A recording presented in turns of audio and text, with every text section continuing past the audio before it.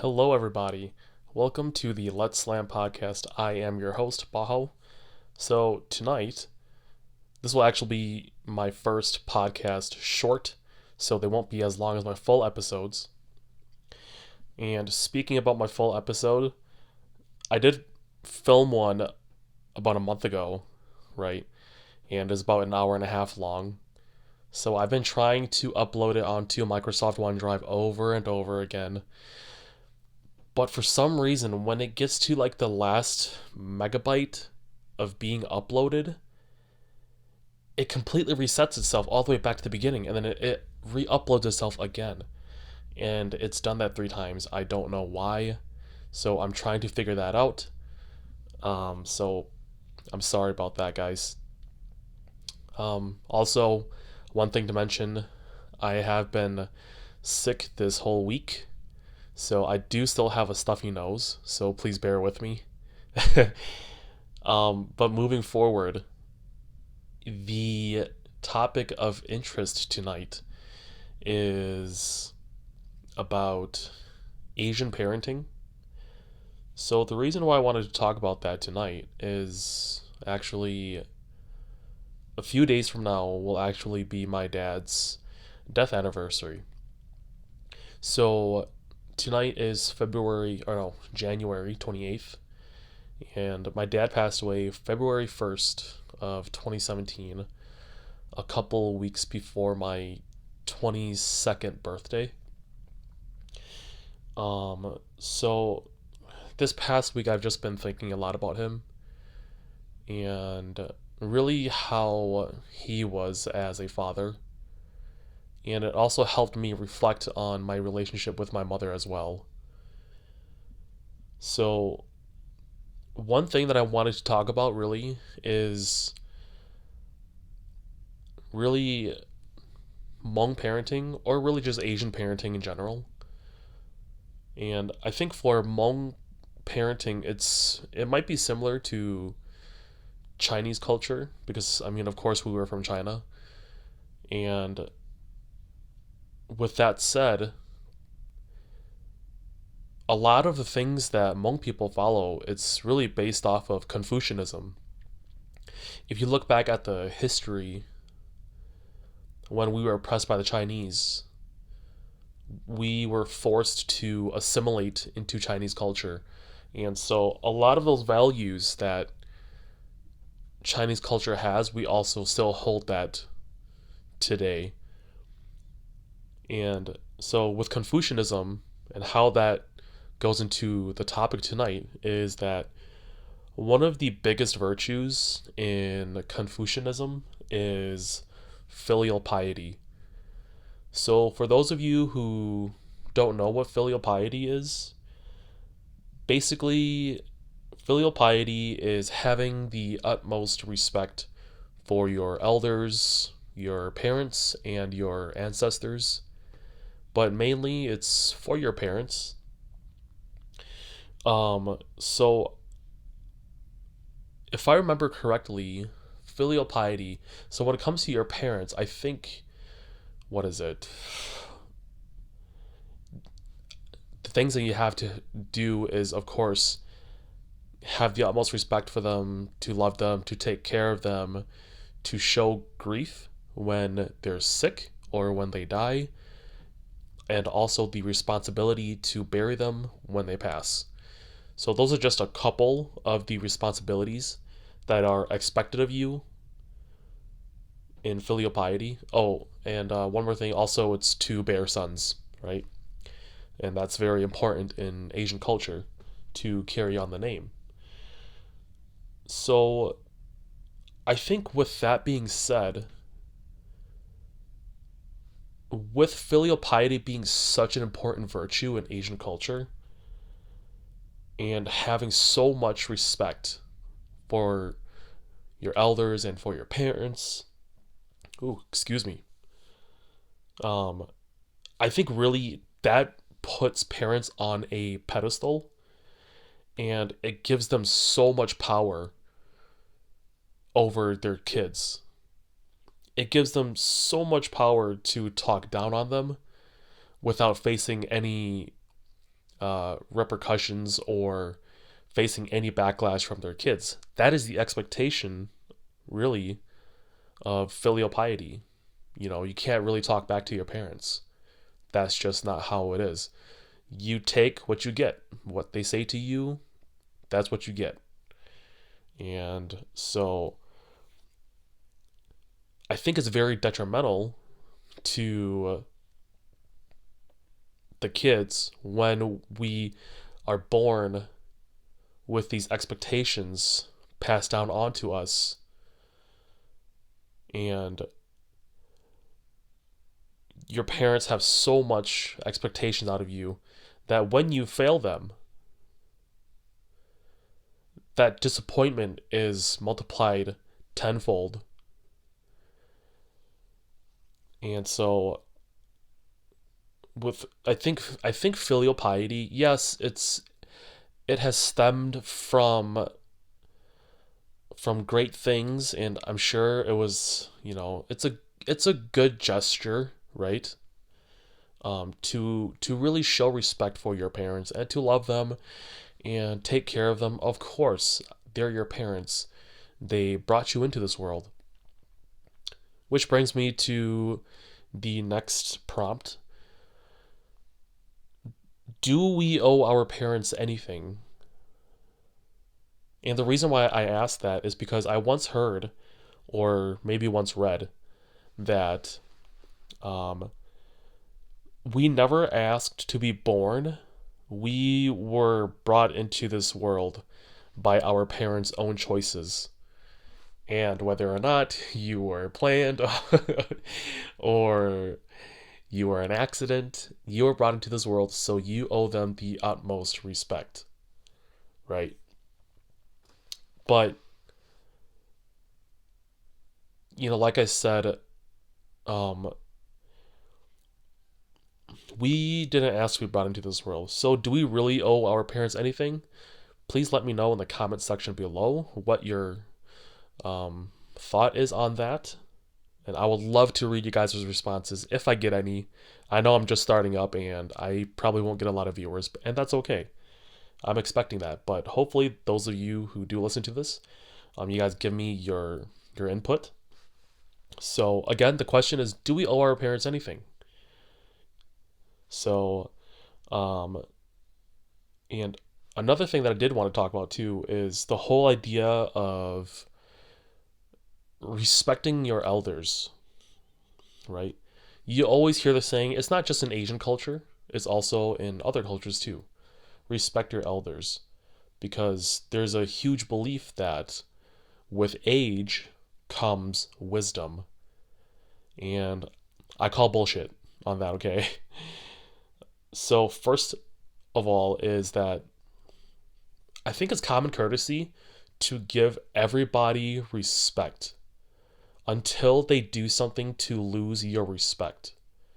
I just think that that's how the world should work. And that's just the easiest way to go about life. Because then when you're waiting for people to earn your respect, it can just lead to disappointment. And life is too damn short to be disappointed all the time. And the second thing is, with age comes wisdom. I don't think that's necessarily true. So, for example, this is how I think of it. So let's say there's a 60-year-old man. He's been the same way for 40 years intellectually. And in those past 40 years, he has never grown intellectually. So he is still 20 years old in terms of wisdom. So you can never be too wise if you don't allow yourself to grow as an individual, as an intellectual, spiritually, physically.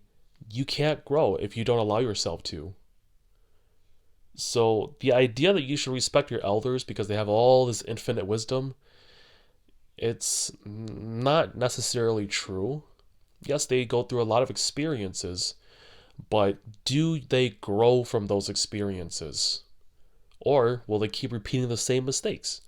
Who knows, right? So that's not necessarily true at all. So the whole thing, like I said, it's bullshit, okay? Um, but going back to the subject of filial piety, it has me reminiscing about my relationship with my parents. I was never really close to my father, um, because, of course, he wasn't the perfect father, but I know that he loved us so much. He did. I absolutely know it. There's no doubt about it. I know he loved us. But my dad wasn't perfect by any means. And that's okay. I'm not perfect. You're not perfect. But we all try to be in our own ways. And that's what makes us human.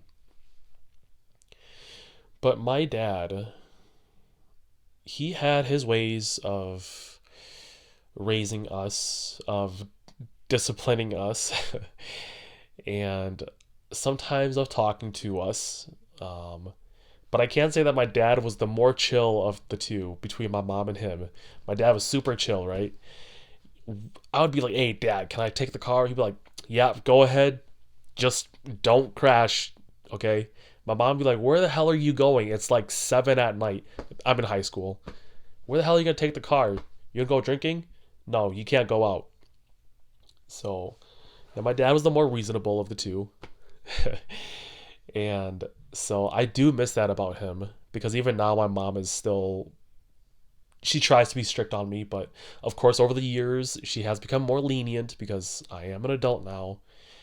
However, the one thing that I do think is a bit of a toxic trait about my mother is that although I'll be 27 in 2 weeks, she still treats me like a kid sometimes.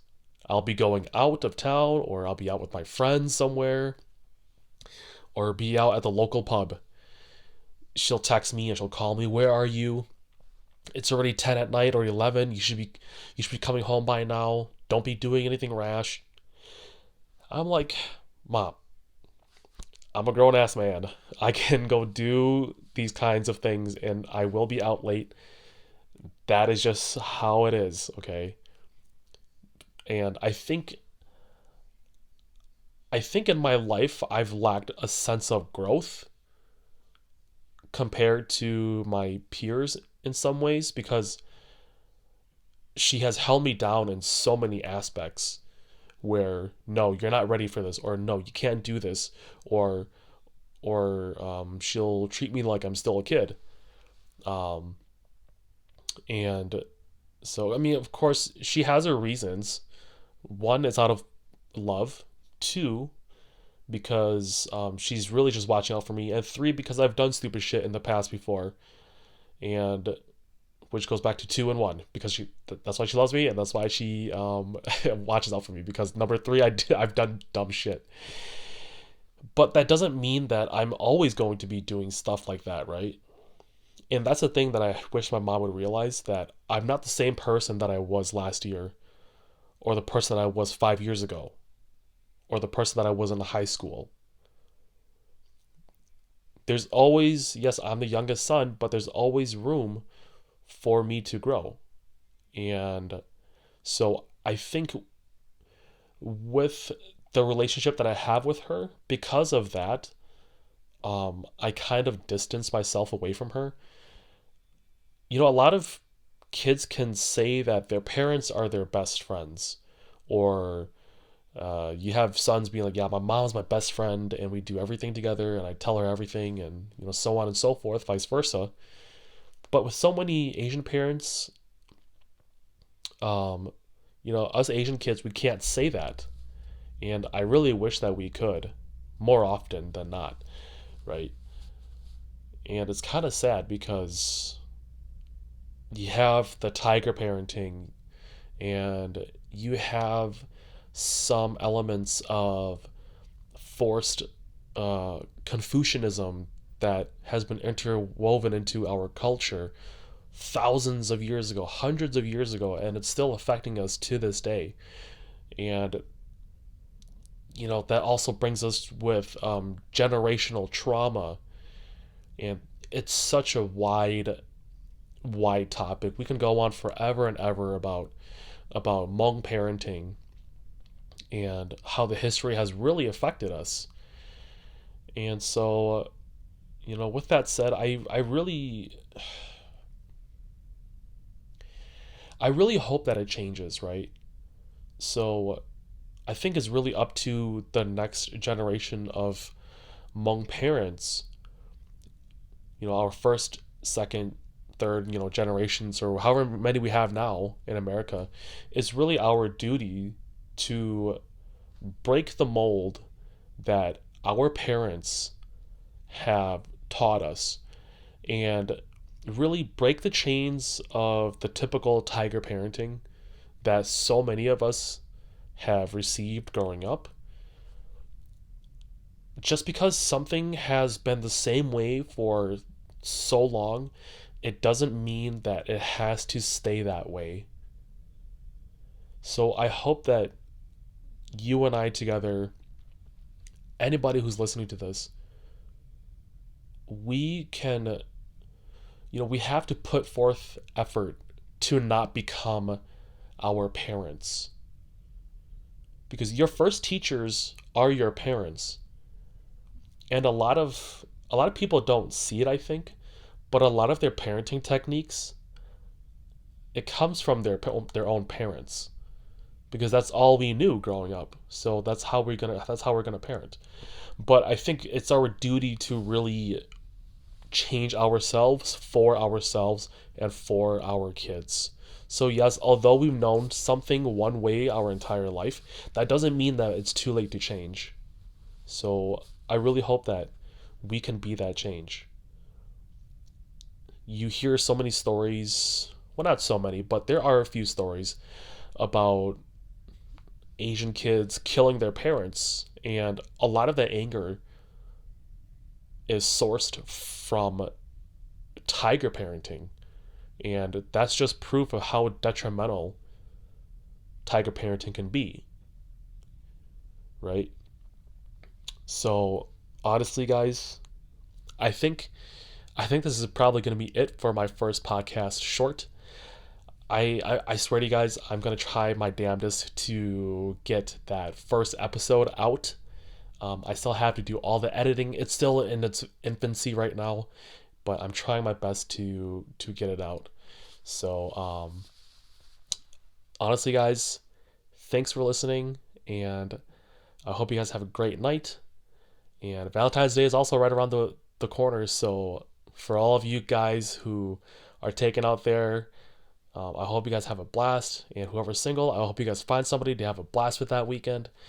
So, anyways, this is it. Thanks for listening, and I'll see you guys next time.